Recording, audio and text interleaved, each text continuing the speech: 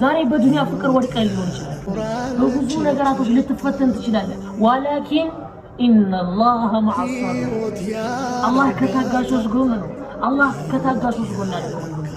والله ዛሬ ልባችንን ዱንያ ደፍናዋለች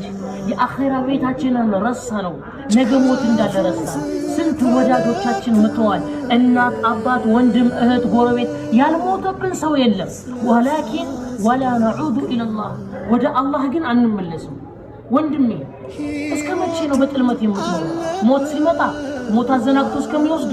ነገ ቀብር ውስጥ ብቻ አንተ ትገባለህ መረቡክ ይላል ማን ነው ጌታ ይላል አንተ ቀብር ውስጥ ስትገባ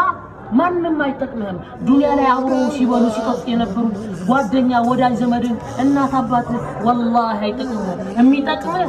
ያ የሰራኸው ስራ መጥፎ ስራ ወይ حرام ስራ ነው አንተ ለወዳ የሚጠቅም ስለዚህ ወንድሜ ለነገ ቤትህ ምን አይነት መልካም ስራዎችን አስቀምጣል ዛሬ ሚዲያ ላይ እኛ እንዴት ነው ያለነው